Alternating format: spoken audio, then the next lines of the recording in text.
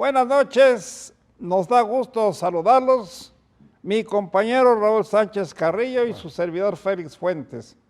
En ausencia de nuestra amiga Georgina, empezamos el programa con un problema que a todos nos afecta, el dinero.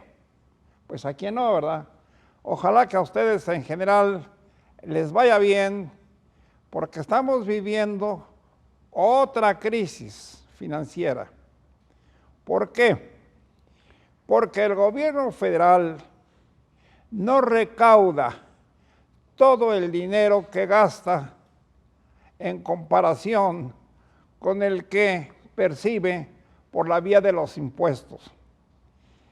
Además, por la fuga de capitales que se ha registrado y que el año pasado fue histórica. ¿De cuánto fue la suma? 257,000 millones de pesos. Esa cantidad de dinero sacaron los empresarios de nuestro país, por supuesto, y algunos que otros extranjeros, porque hubo conflictos, ustedes los vieron, entre el gobierno y los empresarios. En estos últimos 3 años se dijo que ha habido pláticas, que ha habido arreglos entre las instituciones financieras de México y los empresarios.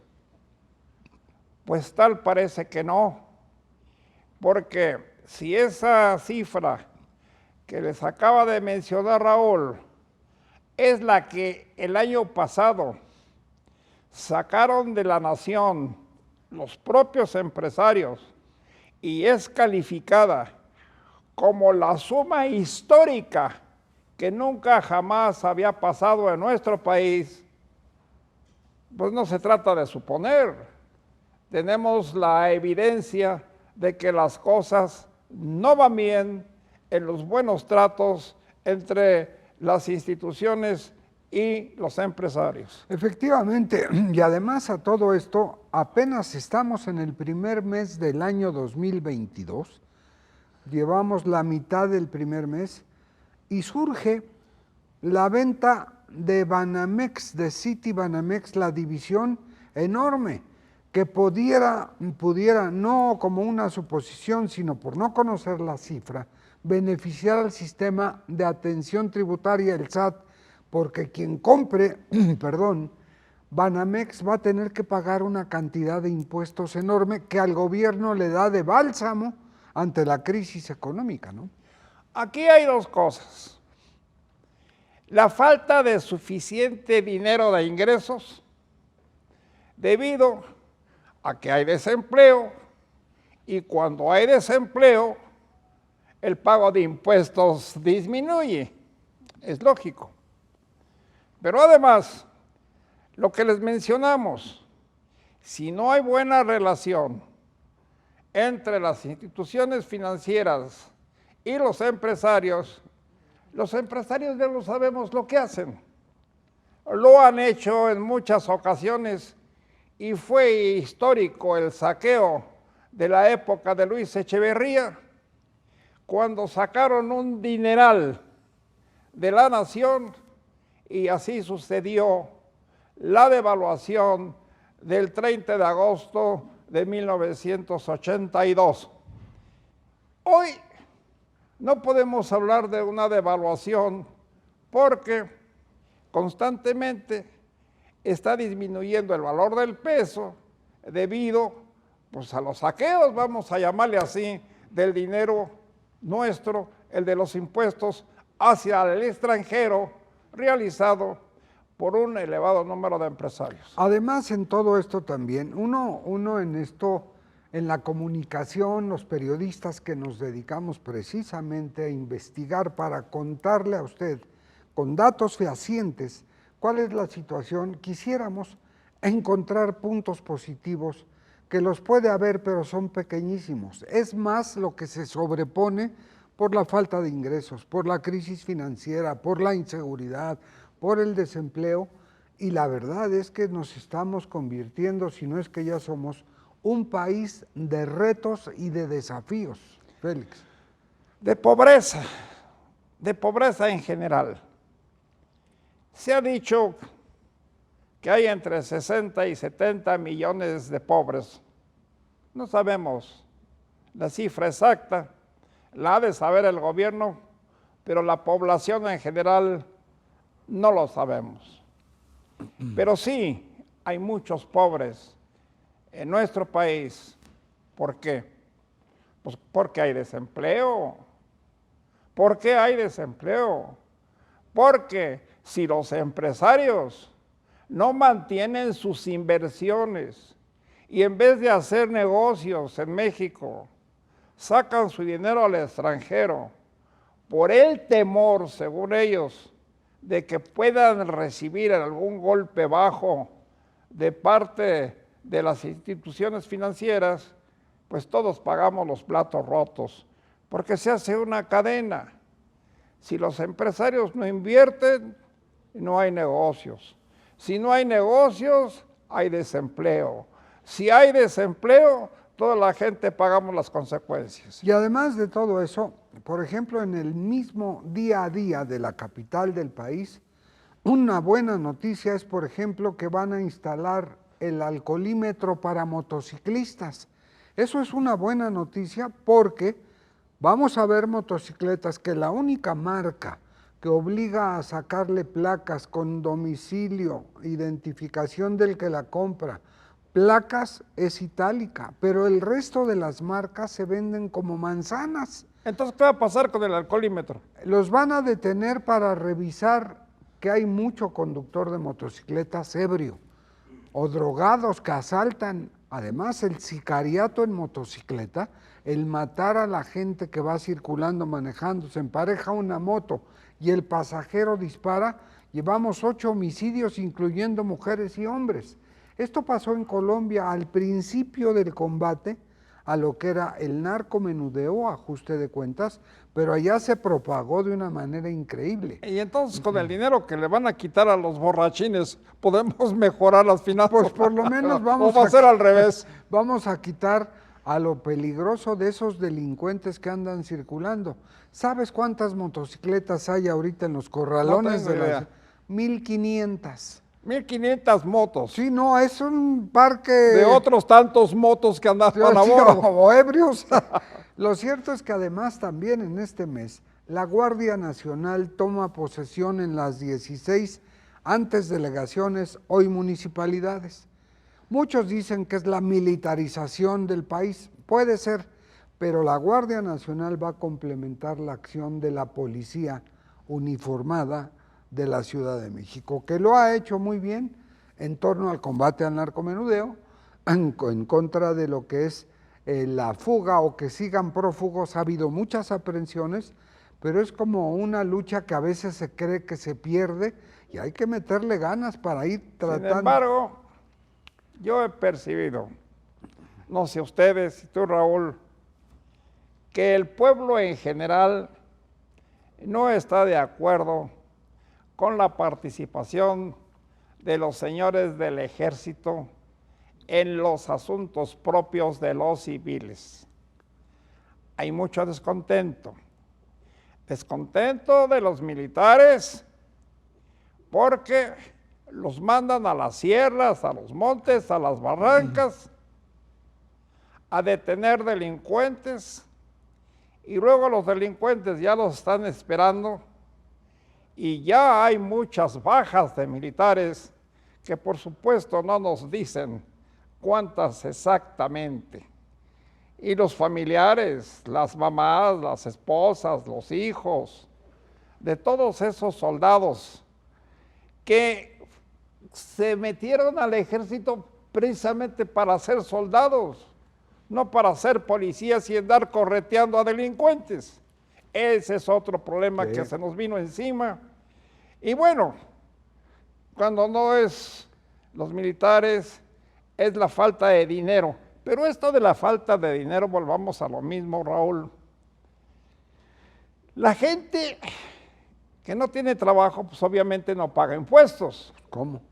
El gobierno ve disminuidos sus ingresos por los impuestos. Los ve disminuidos por la fuga de capitales de los propios empresarios. Entonces, ¿qué vamos a hacer o qué va a hacer el gobierno para mantenernos estables? Caramba, ya vamos al 4º año de gobierno y no vemos claro qué va a suceder en este mismo año, porque hay confusión. La gente no sabe para dónde hacerse si no tienen dinero para comprar lo indispensable. Ustedes lo padecen día a día. Sube el azúcar, sube el café, suben todos los alimentos de primera necesidad y la gente, mucha gente, ya no tiene dinero para comprarlos.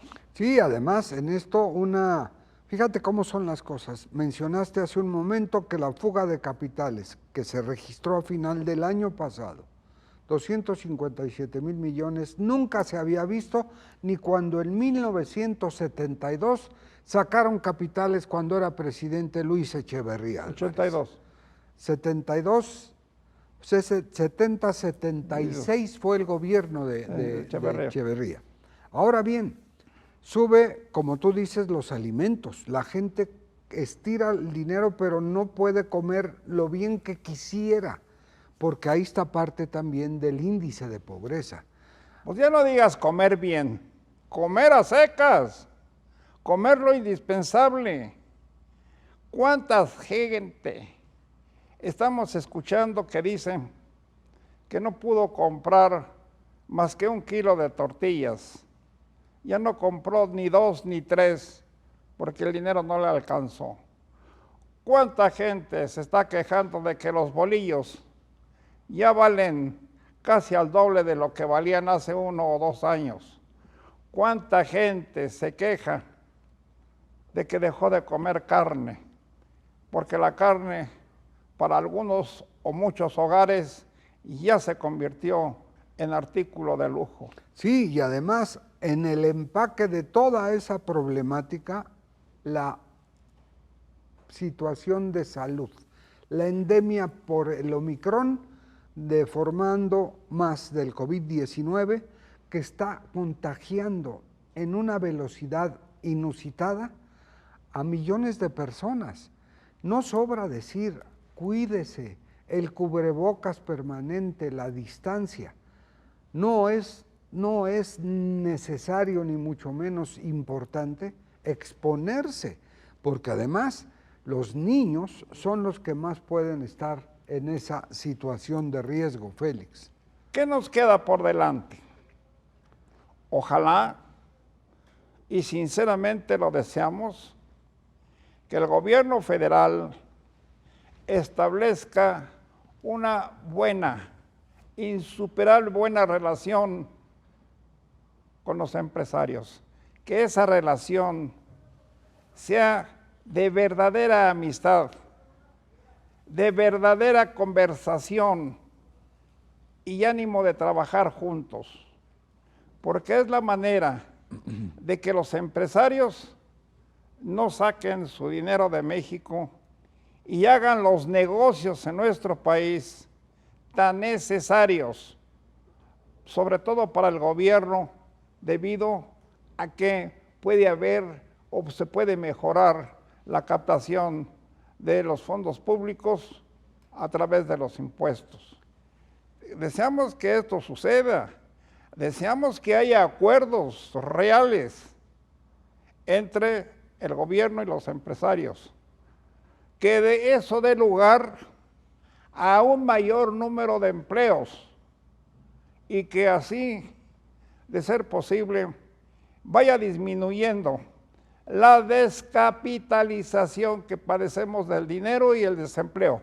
Pues ojalá que esto suceda. Ojalá que así sea, pero sobre todo también no perder de vista que unidos los mexicanos siempre salimos adelante, y me refiero incluyendo a empresarios, gobierno, autoridades en general, buscando la luz al final del túnel, porque las crisis pasan en todos los países. Lo que pasa es que uno suma lo que está pasando en el nuestro y Y uno dice, hay que salir como quiera, no hay que detenernos, hay que buscar y conservar el empleo, pero principalmente la salud, Félix. Hemos escuchado que a causa de la pandemia, en Europa se está pensando en disminuir los sueldos al 50% de la población. Se piensa que en Europa se puede quedar sin trabajo, sin ingresos, una mayoría de sus habitantes. Si eso sucede, se va a reflejar en México, porque nuestro país de por sí exporta poco y si deja de vender productos a Europa o a otros países, peor nos puede ir. O sea, es una situación global que no es exclusiva de México. Es de todas las naciones del mundo. Es de Estados Unidos, que ha sufrido un golpe de barbarie con la pandemia.